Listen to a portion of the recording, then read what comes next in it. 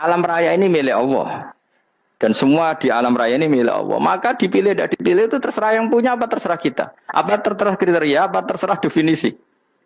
Dalam konteks kita sebagai objek diambil, tentu terserah yang punya. Kemudian Allah bilang, orang-orang itu saya pilih. Nah kalau milihnya Allah berdasar kepunyaan, tentu Allah boleh dong memilih orang yang sebetulnya berstatus dolim. Ya tapi ya tetap dia dolim, tapi ya tetap dipilih. Kenapa ya? Karena Allah yang punya. Saya misalnya orang kaya, boleh nggak punya HP buruk? Boleh kan? Terserah saya. Saya orang kaya, beli HP mahal, medium, dan paling buruk. Boleh enggak? Boleh saya yang punya. Nggak boleh, Gus, orang kaya harus beli HP yang mahal. Yang bilang harus siapa? Nah kegoblokan kita ini seperti ini. Nak sung suge HP ini kudu larang. Nak wong alim kudu bojone ayu. Sing kudu darani kudu ayu ku sapa? Nak maji jalan yang tumbuh swarga lho kudu ku sing swargane mbam tapi kudu. Nah, kita ini sering berpikir ngatur Tuhan. Prioritas Muslim terus Islam Indonesia kudu dadi sampling Islam seluruh apa? Dunia. Ya ora usah sombong ngono ya. Kowe tapi ya betul sepuro. Enggak boleh doakan Nabi gitu enggak boleh. Wa sholli ala sayyidina Muhammad wa ala alihi enggak boleh pakai ighfir lahu. Masalah kita tahlilan apa alam donga iku terus kamu gunakan. Misalnya terjadi percontohan Islam dunia terus Nabi kapundhut ditalkin, nak ditakoki waman rabbuka piye. Terus Nabi warai waman nabiyuka. Mesti Nabi yo pro, aku Nabi coba takut. Jadi kita ini sering kumo luhur karena kita mayoritas terus jadi percontohan Ora usah ngono. Paham ya napa? Ndak usah ngono mayoritas saya, tapi ora usah GR jadi apa? Percontohan internasional. Mungkin kalau masalah Islam damai ya bagus. Tapi itu kan tidak hanya Indonesia. Di mana-mana yang Islam damai juga banyak. Dan yang tukaran juga banyak. Toh yang tukaran nggak pernah maklumatkan diri ini percontohan janda. Ya biasa saja. Saya ulang lagi ya. Maka menurut saya nggak akan benar pendapat Khawarij atau pendapat Islam yang keras bahwa orang dosa besar itu keluar dari Islam. Karena ketika Allah mengatakan, kemudian aku pilihkan kitab ini, tak kasihkan orang-orang yang saya pilih. Itu diantara yang pertama adalah meskipun mereka sebagian tetap zalim. Artinya tetap zalim itu tidak menjadi dia keluar dari status Islam. Paham ya? Sekarang saya tanya, yang dikatakan warga Indonesia itu siapa? Ya siapapun yang bergeografis di Indonesia, lahir sebagai akta Indonesia, ya orang Indonesia. Kemudian ada yang penjahat, ada yang maling, kita penjara. Apa dia keluar dari kebangsaan Indonesia? Enggak kan? Sama ketika orang Islam menjadi zina dan fasik koruptor, keluar dari Islam enggak? Enggak. Karena Allah tetap bilang famin. Apa? Famin. Jelas ya? Wes kayak ngarah Khawarij. Kenapa? Kalau Khawarij cara berpikir itu ekstrim. Setiap dosa besar itu mengeluarkan orang dari status Islam. Oh, itu bahaya sekali. Karena nanti kalau itu iya, kita akan kehilangan banyak orang nopo Islam. Makanya Nabi nanti ngendikan, saya berharap yang nanti masuk surga dari umatku itu separuh, 2/3. Itu kata ulama-ulama. Kalau kita pakai mazhab Khawarij, orang Islam itu tidak sampai 1/3. Karena banyak yang keluar dari Islam. Duwe keris ke Islam, duwe akeh ke Islam, nglakoni jimat ke Islam, nyekel patok ke Islam, dosa gede ke Islam, korupsi ke Islam. Terlalu banyak yang kita usir dari Islam. Lalu kita ngusir atas nama apa? Coba. Kalau atas nama Tuhan, kamu tidak Tuhan. Atas nama wakil Tuhan, Tuhan tidak pernah mewakilkan ke Anda. Orang-orang mandate. Yang kita tahu dari Quran ya ayat ini, tsumma awrasnal kitabal ladzina astafaina min ibadina. Kemudian kitab ini tak kasihkan orang-orang yang saya pilih. Dan orang yang saya pilih itu faminhum zalimul li nafsi. Dan sebagian dari itu adalah orang zalim. Dan itu jelas bagian dari itu. Artinya keluar apa masuk? Keluar apa masuk? Masuk. Meskipun ya yang zalim tetap berstatus zalim. Kayak warga Indonesia, ini semua warga Indonesia. Paham ya? Yang maling ya tetap warga Indonesia. Meskipun ya tetap maling. Jelas ya? Betul orang ya? Makanya ahli sunnah itu pendapatnya falam nukafir mu'minan bil wisri. Kita tidak akan mengkafirkan orang mukmin hanya karena melakukan dosa. Kenapa ya? Karena Allah bilang faminhum setengah sangking itu masuk bagian. Dan itu luar biasanya Allah disebut istofaina. Tetap orang-orang pilihan. Maka ini penting saya utarakan supaya kita ini tidak sok-sokan ya. Terus yang zalimul nafsi pun potensi dimaafkan sama Allah.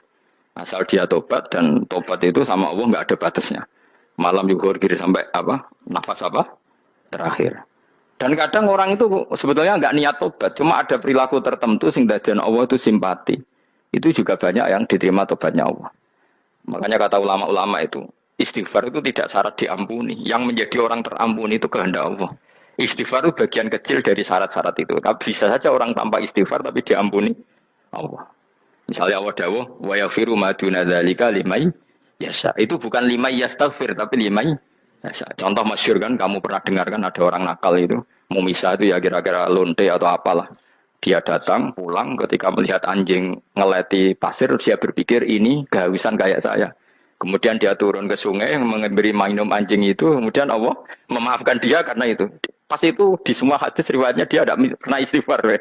Terlalu punya perilaku yang menjadikan dia diampun. Banyak enggak seperti itu? Banyak, makanya wa yaghfiru ma duna dzalika liman yasha. Mayasa itu ya yang digedaki Allah. Bisa saja kalian ini sering istighfar tapi enggak dimaafkan Allah. Tapi delala punya satu perilaku yang cara Allah itu penting, kemudian dimaafkan. Kayak Saharatu Fir'aun itu dia tidak pernah istighfar, tukang sihir Fir'aun. Dia diampuni Allah dikasih iman tuh gara-gara jadi wong Jogja. Terus ngono tok. Jadi pas mau duel adu sihir. Iku dalah dekne mendingan ya. Qalu ya Musa imma antulqiya wa imma annakuna nahnul mulkin. Monggo jenengan riyen napa kula riyen. Tapi gara-gara dekne didikan Jogja niku. Lah wong ape duel, mestinya tarung itu semakin cepat mengambil kesempatan kan semakin menang. Ini sudah jelas tarung. Ngapunten jenengan riyen napa kula. Lha iku pangeran itu terus simpati. Wong kok sopane ngono apa? Akhirnya Allah memberi iman gara-gara apa? Imma antul kia wa imma annakuna nahnul mulkin. Monggo jenengan riyen. Lah Musa juga Allah juga gak terima kalau nabinya kalah sopan. Sehingga Allah memerintahkan Musa adalah sopan. Mboten jenengan mawon. Jadi Nabi Musa qala bal alqu. Jadi Nabi Musa enggak jenengan riyen mawon. Jadi coba itu kan unik. Dia tidak ingin diampuni Allah, tapi adalah dia punya satu perilaku yang menjadikan Allah itu simpati, yaitu kesopanan dia dengan Nabi Musa. Imma antulqiya wa imma annakuna nahnul. Nabi Musa juga bilang qala bal alqumu go jenengan riyen mawon. Akhirnya sakar nggih nak ngoten. Makanya Firaun itu mangkelnya bukan main. Ketika pertunjukan itu akhirnya kan Saharatu Firaun kan kalah. Setelah kalah langsung iman. Maka kata Firaun, ini jelas Musa itu guru kamu. Cuma pura-pura saja kamu pro saya. Lah buktinya apa? Jare buktinya tadi monggo-monggonan gitu. Makanya Firaun bilang innahu lakabirukumul ladzi 'allamakumus sihr. Wah, iku mesti Musa iku gurumu. Padahal dia gak kenal sama sekali. Cuma gara-gara monggo-monggonan tadi itu akhirnya terus pikirannya Firaun. Wah, mesti wis kenal suwi mau gayane tok. Mergo gara-gara monggo jenengan riyen. Mboten monggo jenengan. Jadi makanya sampean jangan putus asa. Makanya keliru sekali kalau kita bilang diampuni Allah nunggu istighfar. Enggak. Tentu istighfar penting kita sepakat. Istighfar itu penting kita sepakat. Tapi itu tidak satu cara-caranya Allah untuk orang bisa diampuni. Nabi misalnya ngendikan ana wa kafilul yatim kahateni fil jannah. Ya, coba. Orang sering istighfar sama kafilul yatim kira-kira surganya cepat mana? Cepat kafilul yatim meskipun enggak istighfar. Boleh istighfar terus tapi medit ra karuan. Tak jamin pun rokok alamatnya medit jelas nen rokok aku roh. Jelas. Al-Bakhilu qoribun minan nar, jelas alamatnya deket-deket situ lah, paham ya? Wis jelas as-sakhi qoribun minallah, qoribun minan nas, baitun minan nar. Nah al-bakhil apa? Baitun minallah, baitun minal jannah, qoribun minan nar. Jadi wong medhit itu ya deket-deket situ alamatnya sudah jelas deket-deket neraka. Ana wa kafirul yatim kahateni fil. Berapa? Apa semua yang dimaafkan Allah Nabi nyebut syaratnya istighfar? Kebahitan fil bahr. Orang alim itu otomatis dimintakan maaf oleh langit dan sampai iwak ning laut. Mulane jendur aku sebab jangan istighfar. Aku sing istighfar iki akeh sembrono. Langit bumi no. Mulane kula nu jarang istighfar bukan karena saya sombong, memanfaatkan istighfar mereka no. Dan saya yakin itu lebih mandi timbang istighfar saya. Mun koman fi samawati nglebokno Jibril, Mikail. Orang-orang keren no, makhluk-makhluk no, keren. Saya baru cari hadis yang wa innal muta'allim sing ijek belajar tapi belum ketemu. Nanti kalau ketemu tak kasih tahu apa? Karena hadisnya yang saya baca masih wa innal alim apa? Orang alim jadi agak ketat. Nah, nanti kalau sudah ketemu wa innal muta'allima. Nanti dicari. Tapi pasti palsu kalau ada itu. Karena semua tagnya itu apa? Alim. Atau ya kamu alim dibanding yang di bawahnya ya semoga itu masuk apa? Jadi dibanding orang Papua kan harus alim. Saya ulang lagi ini penting sekali. Jadi latihlah jangan punya gerakan takfiri orang lain dianggap kafir, orang lain dianggap kafir karena Allah tidak pernah mengusir hambanya. Meskipun apapun salah najiyah kata Allah tetap faminhum. Apa? Faminhum itu rujuknya ke yang depan. Jadi termasuk orang-orang yang saya pilih adalah faminhum zalimul li nafsi. Tetap dia di arena itu. Nisbatnya Islam ya tetap di area Islam itu. Meskipun yang ya kayak warga Indonesia coba. Warga Indonesia itu siapa yang terlahir di Indonesia dan ber-KTP berkartu keluarga Indonesia sudah. Nanti tentu yang bajingan tetap bajingan, yang koruptor tetap koruptor. Tapi menjadi warga Indonesia atau keluar dari warga Indonesia? Tetap warga Indonesia. Kira-kira seperti itulah analoginya. Tetap istofaina tapi tetap berstatus faminhum. Tapi rujuknya kan tetap faminhum ikut setengah sangking alladzina tofaina. Mulane ngaji sing tenanan, kowe ora usah anut khawarit. Khawarit itu apa ngamukan. Sidi-sidi wong liya salah itu apa-apaan. Loh saya juga mangkel be wong dolim. Semua orang soleh mangkel be wong dolim, tapi ya dihukum saja. Misalnya dalam Islam ada kisos, ada ada hadul qadzaf, hadus sariko. Ya hukuman saja, tapi hukuman itu tidak bisa menghilangkan status. Ya sama seperti manusia tetap manusia, meskipun apapun dia ya manusia. Ya tadi misalnya manusia itu siapa? Ya manusia itu ya manusia. Terus kamu bikin orang yang standar ideal manusia adalah yang berperilaku baik, yang enggak pernah salah. Kemudian kalau Zaid itu maling berarti tidak manusia. Terus barangnya apa? Ketek. Tidak bisa, makanya kembali lagi dinul aja. Kamu bikin definisi manusia itu tidak usah seangkuh itu.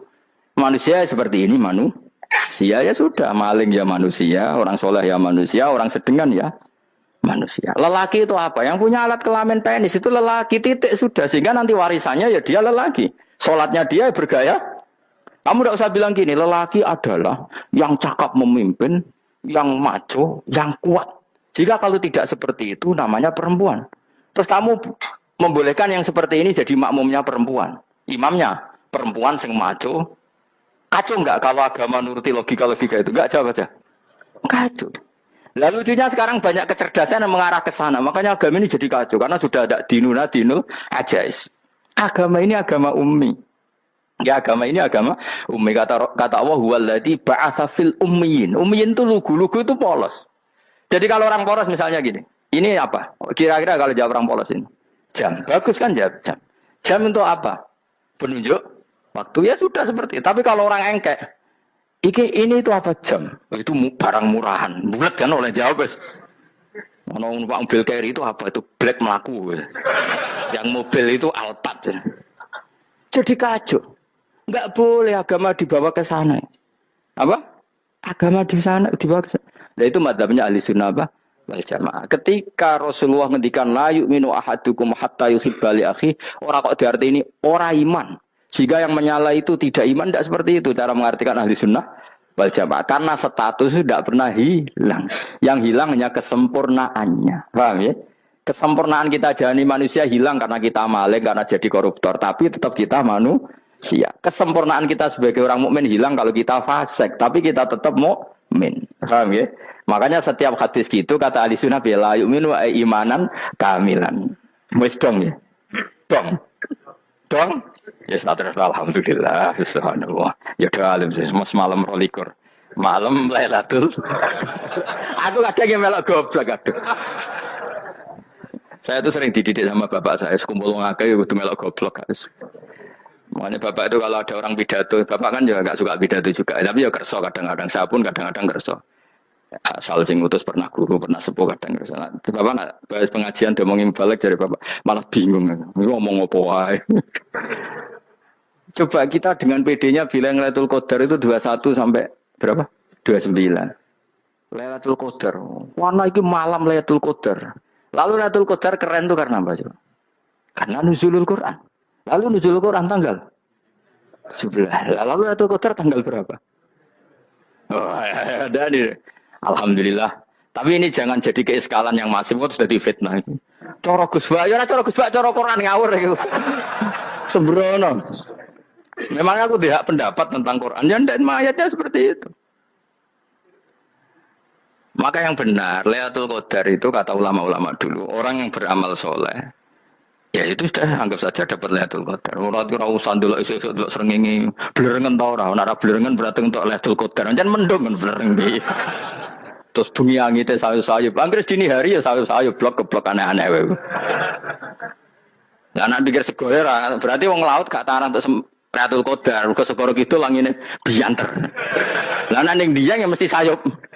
Mau angin dok gunung wis kesel tadi udah sayup-sayup. Gaya ukuran ojo ngono, gaya ukuran ngono rak wong Dieng luwih ngrasa entuk Lailatul Qadar timbang wong segoro kidul. Ke segoro kidul angine apa? Buanter. Padahal alamate ya. Sayup-sayup. Aneh-aneh. Maksudnya alamat ngono iku ora ngono, maksudnya ayat iku Kanjeng Nabi mbadhawuh ngono, maksudnya ora ngono. Wes dong ya. Ayo Lailatul Qadar tanggal. Aku seneng wong bodoh. Enak urip wis happy no. Happy. Ya saya ulang lagi ya. Jadi kejati dirian itu tidak bisa hilang dengan standar keidealan. Yang hilang itu standar apa? Keidealan. Misalnya kita maling, ya eman lah sebagai orang mukmin kok maling. Warga Indonesia kok kriminal tuh eman. Tapi dia tetap orang Indonesia. Orang Islam tetap Islam meskipun dia fasik. Sebab itu Allah ngendikan faminhum zalimul linafsi. Sebagian dari orang yang saya pilih dia adalah orang dolim. Ya dolim saja. Kamu jangan kamu katakan kafir ya dolim saja. Dolim kira-kira maknanya kurang ajar, kacau, kriminal. Tapi kan tetap dia orang Indonesia. Paham ya? Tetap dia orang Islam. Tapi Islam yang dolim. Ya seperti saya sering cerita. Saya pernah ketemu orang alim melaku-melaku di Tuban. Yo bila tanggamu, wong Islam bodohku. Wong Islam bodohku umat Islam kok do mabuk. Ya tentu oknum ya. Tapi dari orang alim tadi, itu orang umat Islamku. Islam sing kumat. Jadi orang Islam itu hanya dua, umat Islam sama Islam yang kumat. Jadi kalau pas fase ya Islam kumat. Kalau pas waras umat Islam. Ya sudah itu bolak-balik. Ya, jadi umat Islam. Jadi kalau di Jogja atau di Jakarta ada orang mabuk, itu berarti Islam sang kumat. Kalau pas ngaji umat Islam. Tapi kadang orang yang sama ya kadang umat Islam, kadang Islam yang kuman. Ya sudah seperti itu. Dan nanti pas diambil Allah ya tetap statusnya dua tadi. Umat Islam dan Islam yang kuman. Jadi jelas ya. Jadi jelas sekali makanya orang Khawarij itu kata Rasulullah syarrul khalqi wal khaliqa. Ela makhluk itu orang Khawarij karena dia menghilangkan status kejati dirian. Itu bahaya bagi kelangsungan negara maupun agama. Jadi misalnya kalau orang nyuwun sewu misalnya ada orang kriminal di Indonesia, terus dianggap gak warga Indonesia, terus mau dibuang kemana? Coba. Sama kalau semua orang Islam yang salah dianggap kafir, terus lalu mau kamu buang kemana? Padahal dengan kamu katakan kafir, artinya dia sudah tidak wajib sholat. Orang kafir tidak wajib sholat, tidak wajib puasa. Apa tidak lebih ngeri? Karena dia tidak berkewajiban melakukan ibadah-ibadah Islam. Berarti Anda lebih ridho dunia ini rusak. Jadi kalau misalnya Zaid karena megang patok kuburan atau melakukan dosa besar kamu katakan kafir. Setelah kafir dia wajib sholat enggak? Tidak kan? Wajib puasa enggak? Berarti kan malah jura-jura. Karena mendorong orang keluar dari ring permainan kesalehan. Tapi kalau kita katakan Islam, kemudian kita bina. Kan ini jadinya aset. Dengan kamu katakan Islam artinya menjadi aset kan?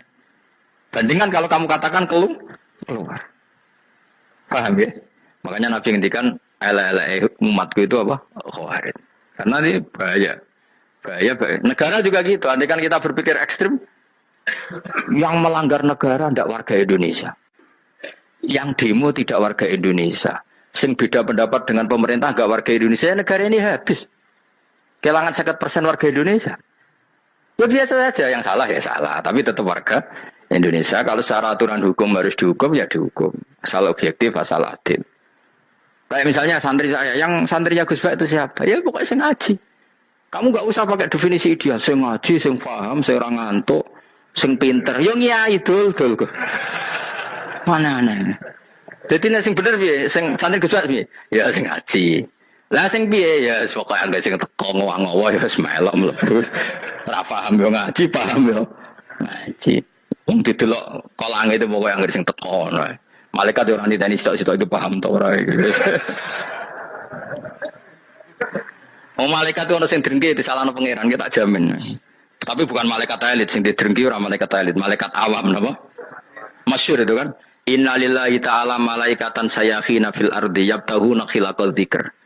Terus Allah punya sekian malaikat yang tukang mencari-cari tempat dzikir. Khilaqul dzikri itu tempat-tempat halal haram, tempat-tempat ngaji. Kalau orang toreko ya tempat wiridan mana nih. Tapi kalau orang fikih mana nih tempat diajarkannya halal dan haram. Terus setelah ketemu orang ngaji terus kata para malaikat sing apian, halumu ila buhyatikum. Ini tempat kamu, ini orang ngaji. Kemudian ada malaikat yang agak hasud, tapi entah gimana hasudnya. Pokoknya bilang gini, itu ada orang yang datang ke situ udah niat ngaji, nyari temannya. Kebetulan temannya itu ngaji. Maka ya Allah itu jangan masukkan kategori yang ngaji. Karena dia nyari situ, nyari temannya. Kebetulan temannya itu ngaji. Tapi apa kata Allah? Hum al-qawmu la yasqa bihim jalisuhum. Wes ngono lah, asal melok gabung tak sepuro kata Allah. Hum al-qawmu la yasqa bihim jalisuhum. Mereka adalah kaum asal ikut duduk saja, ikut nimbrung duduk saja dengan niat yang macam-macam, tetap tak ampuni kata Allah. Tidak penting ya niat ngaji ku hiburan, alternatif di bang lengo masum pengadepi bojo. Wes gak penting kabeh. Soale anggere melok nimbrung sah. Enak loh. Ayo alhamdulillah. Sauni-unimu. Jadi agama itu tadi, pokoknya jangan golino merubah kestatusan. Makanya itu ibaratnya ahli sunnah napa wal jamaah. Setiap ada hadis la iman liman la ahdalah. Enggak ada iman bagi orang yang enggak nepati janji. Semua ahli sunnah nafsiri mana? Tidak ada iman sempurna. Tapi dia tetap mukmin, cuma tidak sempurna. Tidak dihilangkan status mukminnya. Masa orang Indonesia kalau maling enggak orang Indonesia? Lalu kamu buat kemana dia? Ya tetap dia orang Indonesia. Meskipun tidak ideal sebagai warga Indonesia, tapi tetap orang Indonesia. Jelas ya. Jadi summa awrasnal kitabal ladzina istofaina min ibadina. Terus orang yang istofaina itu berstatus faminhum zalimul linafsi. Tapi tetap istofaina. Tetap orang-orang apa? Pilihan. Karena kita alhamdulillah apapun fase kita dipilih Allah menjadi orang Islam. Alhamdulillah alladzi hadana lihada ma kunna linahtadiya laula an hadana Allah. Dan kita alhamdulillah dengan segala kekurangan kita tetap dipilih Allah menjadi muslim. Ora terima muslim pembawa jalalan, enggak keren ta Mas. Jasa no. Jasa. Muslim pecinta Lailatul Qadar meskipun salah tanggal. Ayo gumun wae wong. Gak tau mikir ono to, Bang.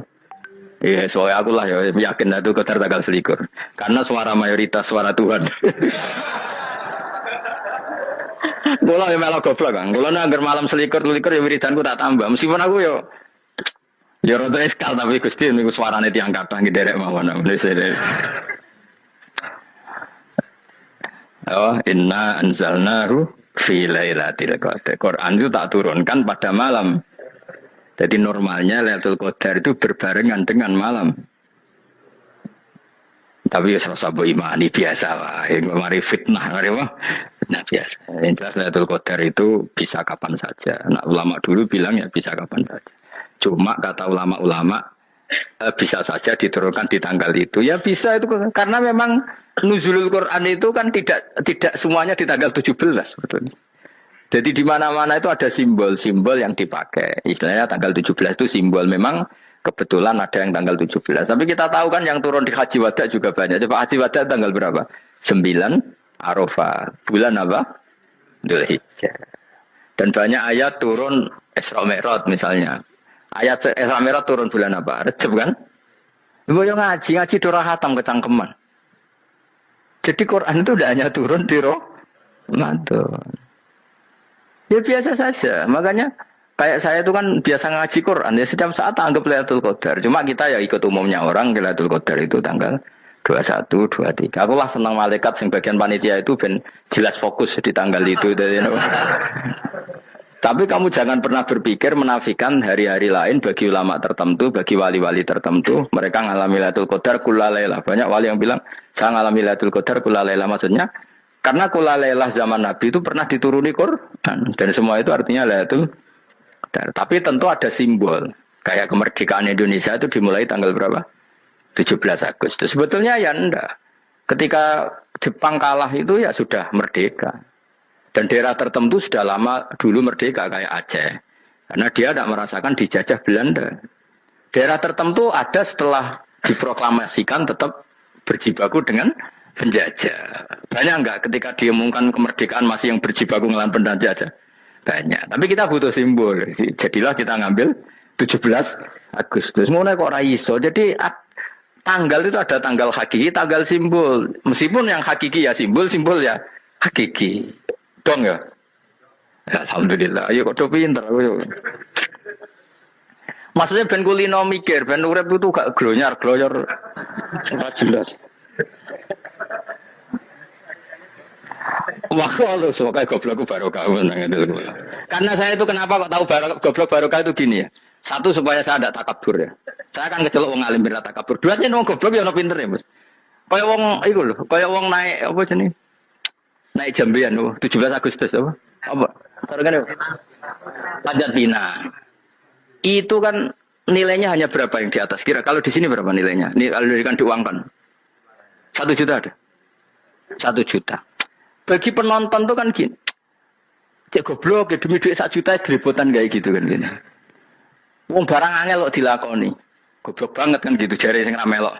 Tapi ya delok seneng. Tapi kan melok ora gelem. Lah duit 1 juta ya tak rewangi gitu. Orang goblok ya gitu. Jadi wong alim ku angel. Wis ngerti nak angel, maka ora usah melok barang angel kan gitu. Berarti pinter gak wong goblok ku? Tak warai ya. Jadi wong alim niku angel. Maka saya menghindari barang angel. Menghindari barang angel itu satu kepintaran. Berarti orang bodoh adalah pintar. Tak warai. Jelas ya? Jelas ya? Alhamdulillah. Makanya kula nu kadang yo kok pinter kuwe Mbak aku. Karena kamu tahu ngalim iku angel. Menghindari barang sukar itu pintar. Berarti wong bodoh iku pintar. Tapi pintar dalam kebodohan.